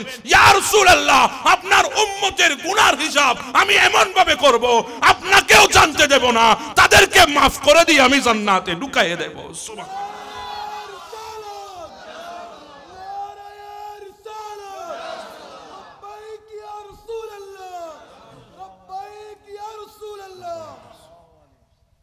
হ্যাঁ হ্যাঁ, শুধুমাত্র নবীর কারণে। কথা বলেন ঠিক না বেঠিক? শুধুমাত্র কার কারণে? নবীর কারণে। তো সেই নবী আমাদের জন্য এত কিছু করেছেন, আল্লাহ আমাদেরকে এত বেশি মোহাব্বত করেছেন। এবার যদি আমি বলি আমরা মালিককে কি দিয়েছি, জি বলেন না, আমরা মালিকের জন্য কি করেছি? আল্লাহ এত কিছু আমাদেরকে দিয়েছেন, আমরা কি করেছি? আমার নবী এত কিছু আমাদেরকে দিয়েছেন, আমরা কি করেছি? হায় আল্লাহ, আমাদের তো আমলের ঝুড়িটা খালি, কিছুই তো নাই আমাদের। চেহারাটা কিভাবে আল্লাহর দরবারে দেখাবেন? কিভাবে আল্লাহর দরবারে যাবেন? যেতে তো হবে আমাদের। কথা বলেন ঠিক না? কেউ না গিয়ে পারবেন না, কখনো পারবেন না। একবার মোহাব্বতের সম্পর্ক মালিকের সাথে করেন, একবার ভালোবাসার সম্পর্ক মালিকের সাথে করেন। আরে ভাই দুনিয়ার বন্ধন তো দুনিয়ায় থাকবে। আমার ভাইয়ের আমাকে বলেছে কবর নিয়ে বলার জন্য, একটু করে আমি বলে যাই। আমি লাস্ট থেকে ধরেছি পরিবর্তন নিয়ে, পরিবর্তন দিয়ে শুরু করেছি। কবরের কথা একটু করে আমি বলি আপনাদেরকে। দুনিয়ার বন্ধন দুনিয়ায় থাকবে, দুনিয়া থেকে দুনিয়ার বন্ধন কবরে যাবে না। আজকে আমরা ঘুরছি দুনিয়ার জমিনে, দিব্যি ঘোরাফেরা করছি। আমরা জানি না আমাদের চাইতে বড় বড় বাহাদুর আজকে জমিনের নিচে আজকে অস্তিত্বহীন হয়ে পড়ে আছে। আমরা জানি না আমাদের চাইতে বড় বড় দামি বান্দারা আজকে জমিনের নিচে শুয়ে আছে। কবর আমাদেরকে 5 বার ডাক দিচ্ছে, 5 বার। আপনি আর আমি শুনি না কবরের ডাক, কেন জানেন? আমাদের কানের পবিত্রতা নষ্ট করে ফেলেছে। কি দিয়ে নষ্ট করেছেন? ওই রাত দিন গান বাজনা, গান বাজনা, গান বাজনা। রাত দিন গানের আসরের মধ্যে বসে আছেন। অনেক যুবক তো রাতে গান না শুনলে ঘুমিয়ে আসে না। কথা বলেন ঠিক না? এগুলা শুনতে শুনতে কানের পবিত্রতা নষ্ট করে ফেলেছি। কিন্তু অথচ পৃথিবীর বুকে এমনও কিছু বান্দা ছিল যাদের কানের পবিত্রতা তারা রক্ষা করতে পেরেছিল। এজন্য তো ওই গৌসুল আজম মেজবান্ডার হযরত কেবলায়ে আলম আহমদুল্লাহ মেজবান্ডারি কেবলা কাবা, উনাকে যখন মুরিদান ডাক দিয়েছিল ওই পাহাড় থেকে বাঘে হামলা করেছে উনি শুনে ফেলেছেন মাইজভান্ডারের পুকুরে বসে। কারণ কি? তারা কানের পবিত্রতা রক্ষা করেছেন, হেফাজত করেছেন। এজন্য তো আমার পিরানে পীর দস্তগীর মাহবুব সুবহানী, কুতুবে রব্বানী, গাউসে সামদানি, মুশকিলে আসানি, হুজুর আব্দুল কাদের জিলানী বলেন, আমার কোন মুরিদ যদি পৃথিবীর পূর্ব পারে যদি মুসিবতে পড়ে যায়, আমি যদি পৃথিবীর পশ্চিম পারেও থাকি, আমার মুরিদ যদি আমাকে ডাক দেয়, আমি তার ডাকে সাড়া দিয়ে তাকে মুসিবত থেকে উদ্ধার করতে পারি। ইনাদেরটাও কান, আমাদেরটাও কান। কথা বলেন ঠিক না? নাকি বেশ কম আছে? তাদের কান তো আর হাতির মতো না। কথা বলেন ঠিক না? আমাদের কান তো আর পেঁচার মতো না। কথা বলেন ঠিক না? তাদেরও কান, আমাদেরও কান। কিন্তু তারা শুনেছেন, আমরা শুনি না কেন? কারণ তারা তাদের কানের পবিত্রতা রক্ষা করেছেন, আমরা আমাদের কানের পবিত্রতা রক্ষা করতে পারছি না। কিন্তু আমার নবী বলেছেন কবর কয়বার ডাক দে? জি বলেন না, কয়বার? হ্যাঁ, এই কথাটা বলে আমি শেষ করছি। 5 বার ডাক দে। কবর ডাক দিচ্ছে আমাদেরকে। ওয়ানা বাইতুল গুরাবাত। আমরা তো ঘর চিনি, যে ঘরে দরজা আছে, জানলা আছে। কথা বলেন ঠিক না? আসতে হবে। কথা বোঝা যায়? কবর ডাক দিচ্ছেন, ওয়ানা বাইতুল ওয়াহদা। আমি একা থাকার ঘর, একা থাকা। আমাদের ঘরে তো মা আছে, বাবা আছে, স্ত্রী আছে, পুত্র আছে, ভাই আছে, বোন আছে, স্বামী আছে, স্ত্রী আছে, সন্তান সন্ততি, বন্ধু বান্ধব, পাড়া প্রতিবেশী, হকদার রিশতেদার আছে না নাই? আচ্ছা। কিন্তু কবর ডাক দিচ্ছে, ওয়ানা বাইতুল ওয়াহদা, আমি একা থাকার ঘর। হ্যাঁ, একা থাকার ঘর। সবাই দিয়ে আসবে, কেউ সাথে যাবে না। সবাই দিয়ে আসবে। একবার চিন্তা করেন না, যে জায়গাটার মধ্যে আমাদেরকে নামিয়ে দেবে, জায়গাটা কেমন হবে? মসজিদের পাশে একটু জঙ্গল টাইপের জায়গা, হয়তো বাঁশবাগানের মধ্যকার জায়গা, নয়তোবা পুকুরের পাড়ের জায়গা, নতুবা রাস্তার পাশে জায়গা, জঙ্গল টাইপের জায়গা, পুকুরের পাড়ে ওই জায়গা, নির্জন জায়গা, যেখানে দিনের বেলায় আমরা ভয়ে যেতাম না, দিনের বেলায়ও যেতাম না, ওই জায়গায় আপনাকে আমাকে রেখে আসা হবে। কবর বলছে, ওয়ানা বাইতুল ওয়াহদা, একা থাকার। হ্যাঁ, সত্যি একা থাকার ঘর, কেউ সাথে যাবে না। সবাই দিয়ে আসবে, আপনাকে আমাকে সবাই দিয়ে আসবে। আপনি দেখবেন বাবা আপনাকে দিয়ে আসছে, আপনি বাবাকে ডাকছেন, বাবা শুনবে না। আপনি বলবেন, বাবা তুমি তো ওই বাবা, যেই বাবা যদি আমার অসুখ হতো সারা রাত আমার মাথার কিনারায় বসে বসে কাটিয়ে দিয়েছো। কিন্তু সেদিন ডাকবেন, বাবা শুনবে না। দেখবেন আপনার ভাই ডাক দিবেন, ভাই তুই তো আমার এত কাছের, দূরে ছাড়া রাতের বেলায় ঘুমাইতাম না, অন্ধকারকে বড্ড ভয় পায়, ভাই আজকে তুই আমারে কবরে নামিয়ে কই যাস। সেদিন চিৎকার দেবেন, ভাই শুনবে না। চিৎকার দিবেন, বন্ধু তুই তো আমার ওই বন্ধু, যারে ছাড়া চায়ের কাপের মধ্যে চুমুক লাগাইতাম না, যারে ছাড়া আমি আমার মোটর সাইকেলের পেছনে কাউকে বসাইতাম না, আজকে তুই আমাকে কবরে নামিয়ে কি কোথায় যাস? সবাই সেদিন কবরে নামিয়ে দেবে, কেউ যাবে না, কেউ যাবে না। দুনিয়ার বন্ধন 3.5 হাত মাটির উপরে থাকবে, সন্তান পিতা সন্তানের বন্ধন 3.5 হাত মাটির উপরে, ভাই ভাইয়ের বন্ধন 3.5 হাত মাটির উপরে, বন্ধু বন্ধুর বন্ধন 3.5 হাত মাটির উপরে, আত্মীয় স্বজনের বন্ধন 3.5 হাত মাটির উপরে, হকদার রিশতেদারের বন্ধন 3.5 হাত মাটির উপরে থাকবে। কিন্তু আপনাকে আমাকে একটা বন্ধনের উপরে সুপর্দ করা হবে, বিসমিল্লাহি ওয়া আলা মিল্লাতি রাসূলিল্লাহ বলে রাসূলুল্লাহর বন্ধনের উপরে আমাদেরকে কবরে সুপর্দ করা হবে। আর দুনিয়ার বুকে যদি ওই রাসূলের সাথে যদি বন্ধন লাগাইতে পারতাম, ওয়ামা আতাকুমুর রাসূলু ফাখুযুহু ওয়ামা নাহাকুম আনহু ফান্তাহু, নবী যা দিয়েছে যদি গ্রহণ করতে পারতাম, নবী যা নিষেধ করেছে যদি লাথি দিয়ে ফেলে দিতে পারতাম, তাহলে কবরে রাখার আগে আমার নবী মদিনা থেকে এসে আমাদেরকে রিসিভ করে কুলে তুলে নিতেন। সম্পর্ক তো লাগাইতে পারলাম না, নবীর সাথে সম্পর্ক তো করতে পারলাম না। নবীর সাথে যদি সম্পর্ক করতে পারতাম, তাহলে আজকে যুবকের মুখে কোনোদিন ওই সেলুনের দোকানে গিয়ে ব্লেড লাগাইতে পারতো না। কথা আমি বুঝাতে পারছি? নবীর সাথে যদি সম্পর্ক হতো, যুবক কোনোদিন সেলুনের দোকানে গিয়ে দাড়ির উপরে ব্লেড চালাইতে পারতো না।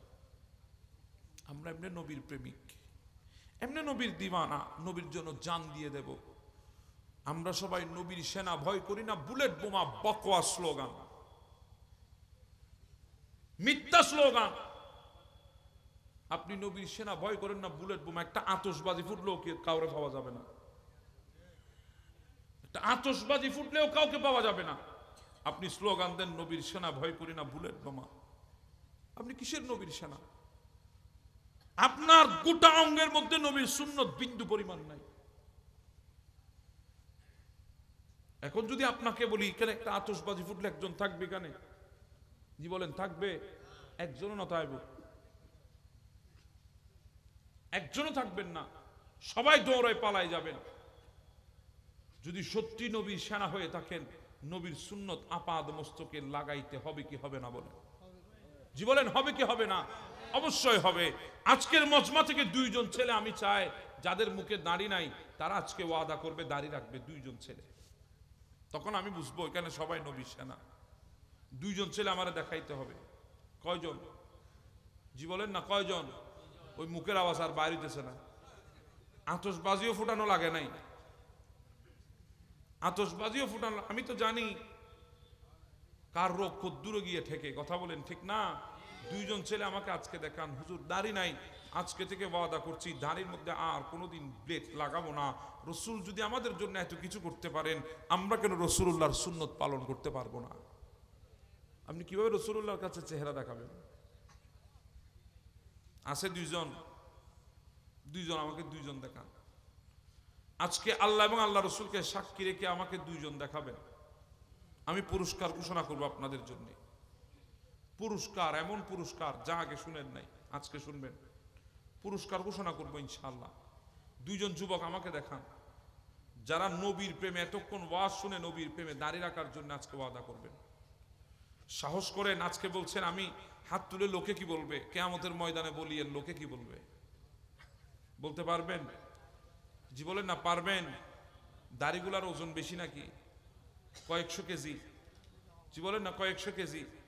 গাল ভাঙি ফুরি যাইতেছে। আপনি যায় নামাজে নামাজ পড়ছেন, যায় নামাজটা দুনিয়ায় থাকবে। আপনি টুপি পরে নামাজ পড়ছেন, টুপিটা দুনিয়ায় থাকবে। আপনি তসবি নিয়ে তসবি গুনছেন, তসবিটা দুনিয়ায় থাকবে। কিন্তু একটা জিনিস আপনার আর আমার সাথে কবরে যাবে, ওই জিনিসটার নাম কি? জি বলেন না, জিনিসটার নাম কি? এটা আমাদের সাথে কবরে যাবে। অন্তত পক্ষে রসুলের করিমকে বলতে পারবো, ইয়া রাসূলুল্লাহ কিছুই পারি নাই, আপনার এই সুন্নতটাকে পালন করার চেষ্টা করেছি। পারবেন না? মা হাযার রাজুলু আল্লাযী বুইসা ফীকুম, যখন বলা হবে নবী তো আসবে, কথা বলেন ঠিক না বেটে? বলতে পারবেন না সে সময়, ইয়া রাসূলুল্লাহ আমি আপনার কিছুই করতে পারি নাই, কিন্তু আপনার সুন্নতের এই সুন্নতটা আমি আঁকড়ে ধরার চেষ্টা করেছি। পারবেন তো ইনশাআল্লাহ? দুইজন বান্দা আমারে দেখান ইনশাআল্লাহ। যখন বলছেন দুইজন বান্দা দেখান, দুইজন, মাশাআল্লাহ। এদিকে আসো, দাঁড়াও দাঁড়াও, ওগো না আরে তো বুদ্ধ না, এদিকে আসো। না আরে তো বুদ্ধ না তোমরা। নারায়ে তাকবীর, নারায়ে রিসালাত, নারায়ে গাউসিয়া, আহলে সুন্নাত ওয়াল জামাত। আরেকজন আমারে দেখান, আরেকজন, আরেকজন আমারে দেখান। মাশাআল্লাহ, তুমি এদিকে চলে আসো। আরেকজন দেখান, আরেকজন, আমার আরেকজন, একজন আমি পাইছি, আরেকজন দেখান। মাশাআল্লাহ, চলে আসে, চলে আসে। ও আর গুণ আর তো বুদ্ধ। নারায়ে তাকবীর, নারায়ে রিসালাত, নারায়ে গাউসিয়া, আহলে সুন্নাত ওয়াল জামাত। সবাই বলি মারহাবা। একটা কথা বলে আমি শুনেন, দুইজন ওয়াদা দিয়েছে, এরা মর্দে মুজাহিদ। আপনারা দিতে পারেন নাই, আপনাদের মুখে হাসি শোভা পায় না। আপনারা হাসতেছেন, দাঁত দেখায় দেখে, আমি তো দেখতেছি আপনাদের মুখে হাসি শোভা পায় না। নিজেকে নিজে ধিক্কার দেন, ধিক্কার দেন, ধিক্কার দেন। সুযোগ ছিল, আজকে হাত তুলতে পারেন নাই রাসূল কারীমের প্রেমে। আমি তো মনে করেছিলাম চন্দনাইশের যুবক সবাই হাত তুলে দেবে আজকে। আপনি হাত তুলতে পারেন নাই, আবার আপনি দাঁত দেখায় হাসতেছেন। আপনার মতো নির্লজ্জ পৃথিবীতে আর কেউ নেই। আজকে সুযোগ ছিল রাসূল কারীমের এই মাহফিলে হাত তুলে আল্লাহর নবীকে সাক্ষী রেখে ওয়াদা করা। আল্লাহর নবীর ওই মদিনা শরীফের জমিন আল্লাহর নবীর দিল খুশি হয়ে যেত, আল্লাহর নবীর দিল খুশি হয়ে যেত। আজকে নবীর প্রেমিক নিজেকে প্রমাণ দিচ্ছেন, নবীর সুন্নত ধরতে পারেন নাই। পুরস্কারের কথা বলেছিলাম, ঘোষণা দিচ্ছি এখন। আমার নবী বলেছে ফিতনা ফাসাদের যুগে কোন একজন আমার উম্মত আমার একটা সুন্নতকে জিন্দা করেছে, আমার আল্লাহ ওই বান্দাকে 100 শহীদের সওয়াব আল্লাহ দান করবেন। কয়শো শহীদের? 100 শহীদ কবুলকৃত শাহাদাতের সওয়াব আল্লাহ দান করবেন। এদেরকে আল্লাহ আজকে 100 শহীদের সওয়াব আল্লাহ দান করেছেন।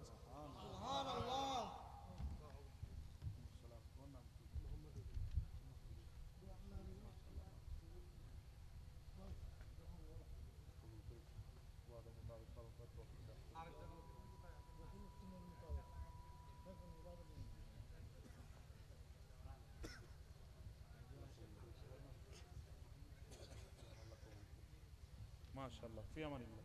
আল্লাহ তোমাদের হায়াত ইজ্জতের মধ্যে বরকত দান করুক। নারে তাকবীর, নারে রিসালাত, নারে গাউসিয়া, আহলে সুন্নাত ওয়াল জামাত। এই দুইজন যুবকের আল্লাহ ওয়াদা মোতাবেক আমল করার তৌফিক দান করুন।